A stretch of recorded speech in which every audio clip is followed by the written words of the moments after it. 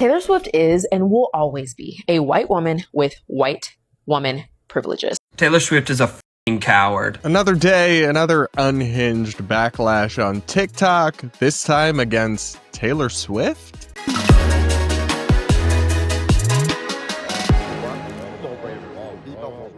We're going to break down the latest bizarre and just unhinged discourse on the internet.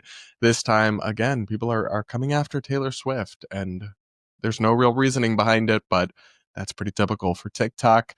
This and so much more is coming up on today's episode of the Barad vs. Everyone podcast, my daily show where we take on the craziest ideas from across the internet, our politics, and our media, all from an independent perspective. Up first, guys, like I mentioned, we're going to talk about Taylor Swift, who is in the news and in the, more importantly, social media and internet political discourse at the moment because she just did a podcast interview featuring her boyfriend, who is Travis Kelce, something football. I'm going to sound really gay here. I don't know much about him, but I know their relationship is like a thing people are really interested in. I just could care less about any of it. But regardless, Taylor is, love her or hate her, she is a phenomenon. So this podcast interview has almost 20 million views in 5 days on YouTube, which is astronomically a huge number. And it's interesting because like the actual content itself is just relatively unobjectionable. I haven't listened to all of it because it's just not really my thing, but the kinds of things she says just seem like pretty banal and not that controversial. This interview has sparked a wave of absolutely unhinged discourse about Taylor. And we're going to get into that. The first example of which, a little ditty that has nearly 1 million views on TikTok, a song about why Taylor is bad, actually, because she is successful. Take a listen to this. I'm Taylor Swift, I'm an actual billionaire. I just announced my 12th album this year, and even though I have fame and wealth, gonna make 4 versions of the vinyl, cause I want your money on this tour, and I don't give a shit about the global poor. Took my PJ to my boyfriend's podcast, cause I'm a member of the 0.0001% elite wealthy class. Eat the rich applies to Taylor Swift. Eat the rich applies to Taylor Swift. Eat the rich applies to Taylor Swift. She's a billionaire with a B. She's a billionaire. She doesn't need all that money. She can give a lot of it away and solve a lot of problems, but she won't because she wants to stay a billionaire. That started out okay, then very quickly went off the rails. I mean, the talent here is not amazing, and some of the resentment there might explain a lot about the perspective in this video. I mean, Taylor Swift has given tens and tens of millions publicly to charities and nonprofits and to help the poor in America and elsewhere and victims of natural disasters. And I'm sure she's given a heck of a lot more in non-public donations. She has done more to help these people than TikTokers yapping and complaining ever will, all millions of them combined. So it's got to be really frustrating to hear people talk about you like this, if she even pays attention to it, which hopefully she doesn't, when they do literally absolutely nothing to help anyone, most of them, and you have done more than most people will in a lifetime times 1 million. It's just shocking stuff. And then Taylor Swift, you know, her own work has tremendously benefited the global poor. You have no idea what you're talking about, these TikTok economists. I mean, you can look at some of the numbers from Taylor Swift's tours are just astronomical. The amount of economic value she interjected into local communities across the globe, the amount of benefit she brought to local businesses and entrepreneurs, the amount of jobs she created. Yet, yes, she's evil because she's successful for what exactly? Making music that millions upon millions upon millions of people enjoy and profiting off of it. Can you show me the victim? Is the victim in the room with us of her evil mission to make millions of people happy and give away her music primarily for free? I mean, if you want to purchase a physical vinyl album, you have to pay for it. If you want to go see a concert, you have to pay for it. But literally anyone can listen to it on Spotify for free. Anyone can listen to it on YouTube for free. Yes, but tell me, these people just hate wealth and they hate success, and they have hearts full of resentment, and it shows. But guys, that song was actually the least unhinged of the very popular TikTok videos going viral right now, and I'm going to show y'all some more crazy ones after this. AI is the future, and there's really no question whether AI will change everything, because it already has. Are you positioning yourself to win in the new AI economy, or are you watching from the sidelines? And that's why I'm excited to introduce the 2-day AI Mastermind class happening this weekend on Saturday and Sunday. There are 2 days of sessions with expert mentors, 16 hours of learning about 10 and more AI tools. You go from an AI rookie to an AI pro, and you can learn the skills to stay relevant for the next decade. This training normally costs $895, but I've partnered with Outskill, the world's biggest AI education platform, to give away 1,000 free seats to my loyal viewers. But this is only available for the next 72 hours, and it totals up to $900,000 in free training given away. Whether you're from human resources, marketing, sales, operations, or even running your own business or freelancing, folks from all backgrounds will love this and find it valuable. So make sure your calendars are cleared for the weekend. The training is scheduled for this coming Saturday and Sunday, 10 a.m. to 7 p.m. on both days. Now, guys, here's something even crazier. If you sign up now and attend using the link in the description, you can also get bonuses worth up to $5,100, which you can see on the screen. So go to the link in the description and sign up for this weekend sessions to learn the AI skills you'll need to stay relevant in the future economy. Save your seat now before it expires. You'll be glad you did. All right, let's take a look at another wild video, actually unhinged, of some non-binary looking communist explaining why Taylor is bad because successful and wealthy. Take a listen to this. Everyone's like, eat the rich, until Taylor Swift serves up a new album, and suddenly everyone's like, actually, Taylor, I saved you a seat at the table. I feel like we have a culture in the world that is very quick to critique and judge billionaires such as Mark Zuckerberg or Elon Musk or Jeff Bezos. These incel-y men that are easy to make fun of, honestly, and who have genuine and public bad intentions for what they want to do with their wealth and influence. But then there's Taylor Swift, and I feel like people want to be like, oh, but Taylor Swift's one of the good billionaires. But I would argue the only way that you could be a good billionaire is by never allowing yourself to get to the point where you are a billionaire, because you are constantly trying to redistribute that wealth. These people just don't understand basic economics, and it shows. You are not bad or evil for providing a service that tons of people want and enjoy and enriching yourself off of it. This is a win-win. Like, Taylor Swift is actually probably the best example of truly a benevolent billionaire, right? Because there's no exploitation, there's no dubious labor conditions. There is her producing products people love, making millions of people happy, creating massive economic wealth for communities and businesses and thousands upon thousands of jobs, and at the end of the day, also making herself a lot of money for it. It is a win-win-win, and the only people who lose are whiny people on TikTok. Seriously, your life is in no way made worse because Taylor Swift has been successful. And what's so funny about this is that they just don't understand how economics works, because they seem to think that Taylor Swift, her money is just like all hoarded in a bank vault somewhere. To the extent that Taylor spends her money, it goes into local businesses and creates jobs. And to the extent that she keeps her money in different investments, it's being invested in the economy. She's paying tons of tax revenue that's going to local services and federal services and programs for other people. And she's, of course, donating tens upon tens upon tens of millions of dollars, if not hundreds of millions of dollars at this point, to charities. So, like, this idea that she is evil because she's not giving away her money, she actually kind of is. She's not giving it away, but that wealth is not hoarded. That's not a thing. That's not how economics works. And some of these people are just so out of touch with reality. They literally just want her to work and give everything away for free. I'm not joking. Here's another video. Maybe you're right and I'm wrong. Maybe she really is a good person. So you guys are her fans. I'm hoping you guys will all tag her in my comments of this video, but I challenge her to this.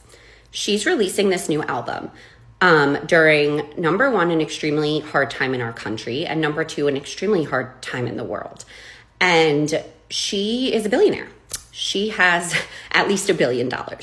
So she doesn't need the money from this new album at all. So I challenged Taylor Swift, who is this great person who doesn't need a dime. We can all see she doesn't need a dime, to either say, I want to release this new album completely for free to the world because we all could use a pick-me-up, and this album can, serve as this amazing pick-me-up and just music that we can all feel together, and I'm not going to charge a dime for it because I want everyone to have access to it. What's so wild to me about this take is she kind of already does. Like, seriously, every time Taylor releases new music, it is available on all these different music streaming platforms on YouTube for anyone who wants to listen to it at no cost. The only thing she sells that I know of are like vinyl albums. So like the actual record player, if you want a record, or you can still buy the full album on iTunes or Apple Music or whatever, but you don't have to listen to it. So she basically already gives it away for free. And just because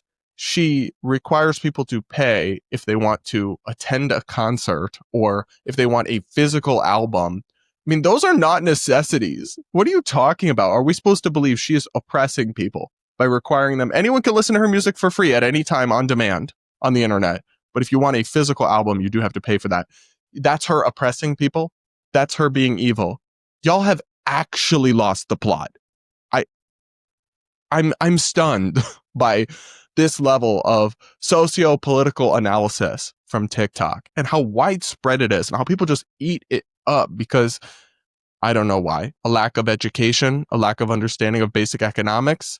I don't know. Maybe we have to go back to the root. Like, people need to be learning in schools how economics works. Because if you do, then none of this makes sense. Now, there's a couple other reasons for all this Taylor Swift hate. Like, apparently people are upset with her because she doesn't speak on global news and wars, like the Israel-Palestine conflict and everything horrible going down in Gaza. Yeah, because I personally look to Taylor Swift for all my geopolitical analysis. Like, this is so ridiculous. But take a listen to this. Taylor Swift is a f***ing coward. I want all the smoke from Swifties because you're not scary. You're about as intimidating as Disney adults. Same energy. Taylor Swift's silence on the genocide in Gaza is extremely telling of who she is and always has been as a person. Unfortunately, Taylor Swift is unironically an incredibly powerful person because of how influential and rich she is. I'm not joking when I say that she could actually make a huge difference for the people in Gaza if she spoke up about it and rallied her fans to do the same. Instead, she remains silent. Is she a coward or a Zionist, I wonder? Probably both. It's one thing for people who don't have any power or influence to stay silent about a genocide. It's another thing altogether when it's somebody who has this incredible power and actually could make a gigantic difference. There's nothing quite so dystopian as scrolling and seeing a video of starving children in Gaza, and then scrolling and seeing a video about Taylor Swift's new album dropping. We can enjoy things, but the silence is deafening here. It's really not. For normal people, it is not deafening that your favorite pop star has not opined on wars happening overseas and just tragedies and atrocities happening overseas. Like, that's the thing. I understand that what's happening in Gaza is horrific. It's a humanitarian catastrophe. I don't want to get into the politics of it all, but the idea that it is somehow dystopian to be scrolling and seeing a musician releasing a new album, and then you scroll and something bad is happening in the world. That's always the case. Like, there have always been terrible things happening on the other side of the globe. And in fact, that should make us more grateful for what a free and prosperous, relatively at least, life we live in America. But that's literally, if it's just, that's the status quo of human existence, how can it also be dystopian? Like, what? And also, how the whole premise here is absurd. The idea that Taylor Swift speaking out on this would somehow affect the course of what Netanyahu and what he decides to do about Gaza is going to be shaped by a Taylor Swift Instagram post? Are you unironically suggesting that? Now, for all you know, by the way, she's donated millions of dollars to relief in Gaza. You have no idea. most of her charitable contributions are not public. So I really find this absurd. I actually think it's good and normal and should be encouraged that celebrities do not opine on everything in the world, especially when it's something as complex and divisive as the Israel-Palestine conflict, which goes back literally millennia. Taylor Swift is a singer-songwriter. She doesn't know shit about any of that. And I actually think it's something she should be applauded for, not just speaking about everything that she doesn't know anything about. That's actually good. We shouldn't be mad at celebrities for doing that. We should be happy when they do that. But that's just me. Now, Taylor's other crime in some of these TikTok people's imagination is being a white woman and being friends with people who are MAGA or maggots, as they call them. Wow, horrible. But yeah, I'm not really making that up. Take a listen to these videos. So Taylor has been hanging out with some of the MAGAs, the MAGOs, the MAGATs. And I don't think that we are living and existing in a time where there's any room for ambiguity, where there is room to be kicking it and kikiing and him-hawing with people who support Donald Trump. I just don't think there's room for that. I think normalizing that, enabling that is going to bring the downfall of our democracy even quicker, right? Like we're here, it's happening, but it's going to accelerate it if we don't have enough people making them feel uncomfortable. Taylor Swift is and will always be a white woman with white woman privileges. She surrounds herself day in and day out with people who openly support Trump and still calls them friends. I just find this really hateful and nasty and absurd. First of all, like they make it sound like she's just bad by default because she is a white woman and exists. Seriously, how is that not like insanely racist and sexist? And if your worldview actually condemns people irreparably because of their immutable demographic traits, it's your worldview that's the problem, my dude. Like, that is unhinged and evil, actually. And this idea that she's bad because she is friends with people who support Trump, newsflash, that is roughly half of America. And at some point, if you're an adult, you've got to be able to build a bridge and get over it. Taylor has made her own views very clear. She did not support Trump. She's been very outspoken about the fact that she is a liberal Democrat, and that is fine. She is entitled to her opinion and her vote as an American. But she is just a normal person because she can still be friends with people who disagree. That doesn't make her evil. And if you want her to boycott interaction with half the country because of, oh, that would make such a difference, we have to make people uncomfortable, this is the absolute ass backwards approach. In fact, the intense judgment and scolding and toxicity from the left is part of what pushed people towards Trump in the first place. But please double down on this approach. It's worked out amazing for y'all.